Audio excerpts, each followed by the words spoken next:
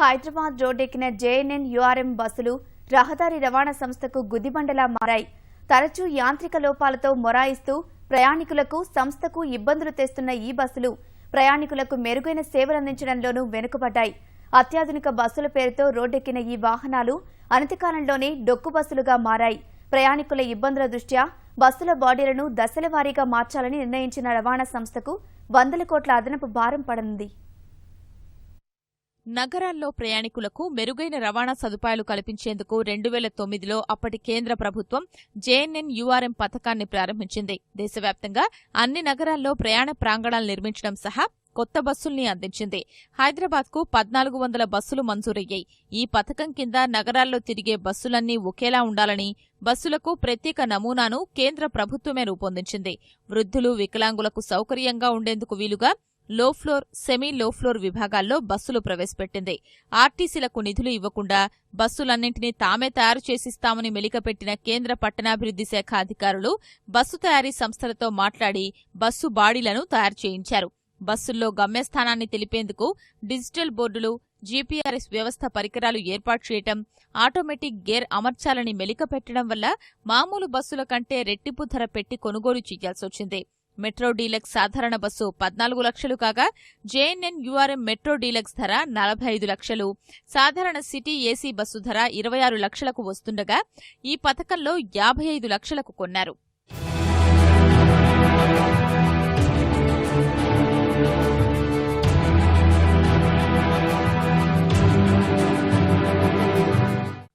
ఈ పథకంలో భాగంగా ఆర్టీసీ కేవలం 30% నిధుల్నే భరించాల్సి ఉన్నా బస్సు ధరలు విపరీతంగా పెంచడం వల్ల భారీగా నిధులు వెచ్చించాల్సొచ్చింది.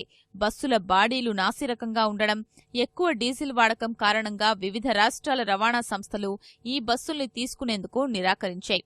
నష్టాల కారణంగా మన రహదారి రవాణా సంస్థ అధికారులు నిబంధనలు పెట్టినా సరేనన్నారు. హంగులతో రోడ్డెక్కిన బస్సులు అనతి కాలంలోనే డొక్కుగా మారాయి. ఇనుప రేకులతో నిర్మించాల్సిన బస్సు బాడీల్ని ఫైబర్తో, అదీ నాసిరకంగా నిర్మించడం వల్ల 5 ఏళ్లకే తుక్కుతుక్కయ్యాయి. వర్షం పడితే పైకప్పు నుంచి నీరు లోపలికి రావడం, సీట్లన్నీ తడిచిపోయిన ఫలితంగా ప్రయాణికుల ఇబ్బందులు పడ్డం సాధారణమైంది. వీటిపై ఫిర్యాదులు ఎక్కువగా రావడం సహా ఇలాంటి బస్సుల్లో ప్రయాణానికి ఎవ్వరూ ఆసక్తి కనబర్చకపోవడం వల్ల నివారణ చర్యలు తీసుకోవాలని రవాణా సంస్థ నిర్ణయించింది. డొక్కు బస్సులుగా మారిన జేఎన్ఎన్ యూఆర్ఎం బస్సుల బాడీల్ని మార్చాలని నిర్ణయించారు.